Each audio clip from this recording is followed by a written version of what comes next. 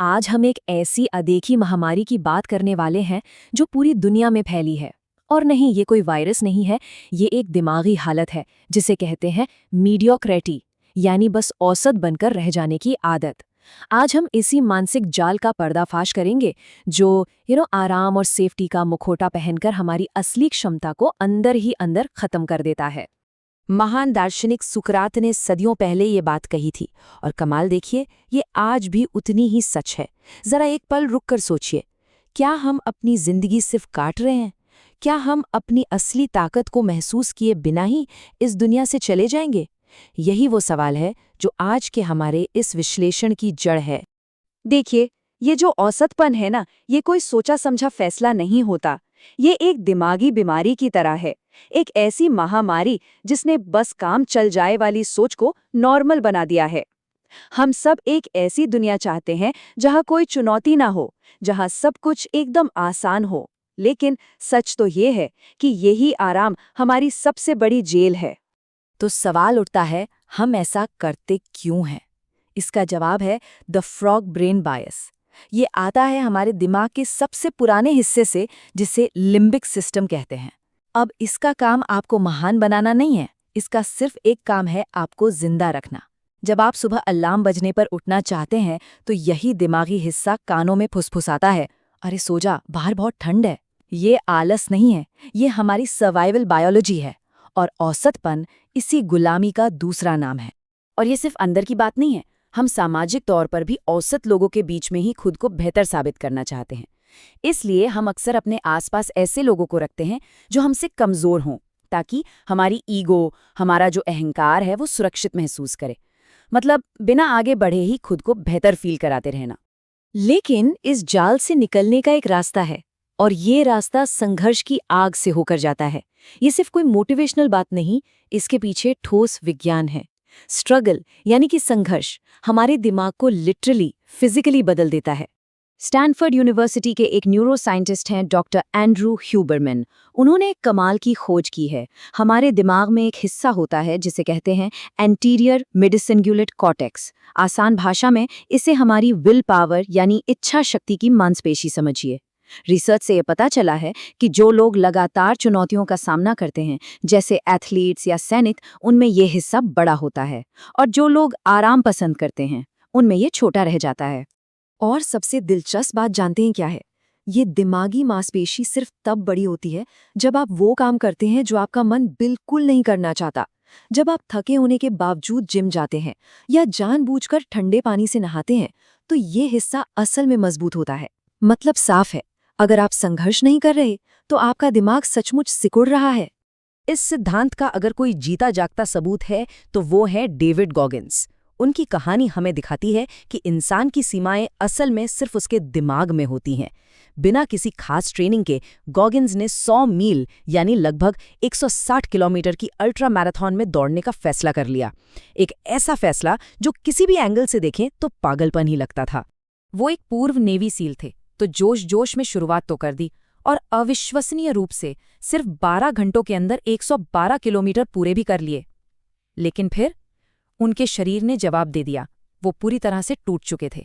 सोचिए जरा, उनकी हालत क्या थी? किडनी फेल हो रही थीं, फेफड़ों में खून भर रहा था, हड्डियों में स्ट्रेस फ्रैक्चर होने वाले थे, यहाँ तक कि पेशाब की जगह खून आ रहा था। हर लॉजिक, हर डॉक्टर, हर इंसान यही कहता कि रुक जाओ वरना मरे जाओगे। उनका अपना दिमाग चिल्ला रहा था, तुम कितने बड़े बेवकूफ हो। ये वो पल था जहां 99.9% लोग हार मान लेते हैं। सारे मोटिवेशनल कोट्स यहीं आकर दम तोड़ देते हैं। तभी उस दर्द और अंधेरे में गॉगिन्स के अंदर से एक आवाज आई। कोई लॉजिक नहीं, कोई बहाना नहीं, वो आवाज थी, क्योंकि मैं एक हार्ड मदरफकर हूं। ये कोई मोटिवेशन नहीं था, ये पहचान का ऐलान था, एक आइडेंटिटी का शिफ्ट। उस रेस को खत्म करने के बाद गॉगिन्स को एक जबरदस्त सच का एहसास हुआ। उन्हें समझ आया कि जब हमारा मन चीख चीख कर कहता है कि बस अब और नहीं हो सकता, तो वो हमसे सबसे बड़ा झूठ बोल रहा होता है। और यहीं से जन्म हुआ द 40% रूल का। ये नियम कहता है कि जब आपका दिमाग आपको बताता है कि आप पूरी तरह थक चुके हैं, हिम्मत हार चुके हैं, तब असल में आपने अपनी क्षमता का सिर्फ 40% ही इस्तेमाल किया होता है। बाकी का 60% वो अभी भी आपके अंदर छिपा है, एक रिजर्व टैंक की तरह। हमारी असली सीमा हमारी सोची हुई सीमा से कहीं कहीं ज्यादा है। और इसके पीछे भी सॉलिड न्यूरोसाइंस है, जिसे विनर इफेक्ट कहते हैं। जब आप कोई भी मुश्किल काम पूरा करते हैं, चाहे वो कितना भी छोटा क्यों ना हो, तो आपका दिमाग डोपामाइन और टेस्टोस्टेरोन रिलीज करता है। ये केमिकल्स आपको अगली जीत के लिए तैयार करते हैं। सीधा मतलब है, जीतना एक आदत है और हारना, वो भी एक आदत है। जब आप सुबह अलार्म का स्नूज बटन दबाते हैं, तो आप अपने दिमाग को हारने की ट्रेनिंग दे रहे होते हैं। तो सवाल ये है कि इस चक्र से बाहर कैसे निकलें। आपको शायद लगे कि इसके लिए मोटिवेशन की जरूरत है, पर गोगिन्स कहते हैं मोटिवेशन कचरा है। वो पेट्रोल की तरह है जो कुछ देर में जलकर खत्म हो जाता है। आपको पेट्रोल नहीं, अपना इंजन बदलने की जरूरत है। अपनी पहचान बदलनी होगी। तो चलिए इसे अमल में लाते हैं। पहला कदम, हेल येस और नो नियम। अगर कोई लक्ष्य आपको डरा नहीं रहा, तो वो आपके लायक है ही नहीं। सेफ खेलना बंद कीजिए। दूसरा, द 40% पुश। जब मन कहे बस, तो याद रखिए कि ये सिर्फ 40% है, और खुद को सिर्फ 5 मिनट और करने के लिए पुश कीजिए। और तीसरा, जो सबसे जरूरी है, विक्टिम कार्ड को फाड़कर फेंक दीजिए। मेरे साथ ये बुरा हुआ, मेरे हालात ठीक नहीं थे, इन सब कहानियों को कचरे में डाल दीजिए। प्रॉब्लम आपकी है तो सोल्यूशन भी आपका ही होगा। ये आराम और सेफ्टी का जाल कितना खतरनाक हो सकता है, इसे समझने के लिए एक काफी डरावना वैज्ञानिक प्रयोग किया गया था। इसका नाम है यूनिवर्स 25। वैज्ञानिकों ने चूहों के लिए एक जन्नत बनाई। अनलिमिटेड खाना, कोई शिकारी नहीं, कोई बीमारी नहीं, सब कुछ एकदम परफेक्ट था। लेकिन नतीजा भयानक था। कुछ ही पीढ़ियों में वो चूहे आलसी, हिंसक और असामाजिक हो गए, और आखिर में पूरी की पूरी सभ्यता खत्म हो गई। वो सब मर गए। कंफर्ट ने उन्हें मार डाला। विज्ञान ने ये साबित कर दिया है कि बिना संघर्ष के दिमाग और समाज दोनों सड़ जाते हैं। तो अंत में ये सब एक सवाल पर आकर रुकता है। कल्पना कीजिए, जब आप अपनी जिंदगी के आखिरी दिन पर होंगे, तो आपके सामने 2 इंसान खड़े होंगे।